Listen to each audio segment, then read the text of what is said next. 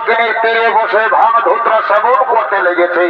এমন সময় মহাবৈকল্য ধর্মতা দেখে বলছে, একিরে বাবা, আজ বাবা ভোলা মহেশ্বর মন্দাকিনীর তীরে বসে মনের আনন্দে ভাঙধুত্রা সেবন করছে।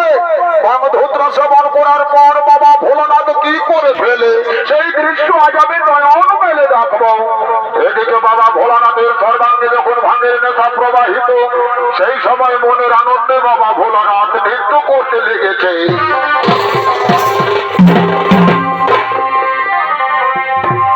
আজি নাচিতে লাগিল ভোলা মন্দাকিনী তীরে, দেহ হল আজি নাচিতে লাগিল ভোলা মন্দাকিনী তীরে, দেহ হল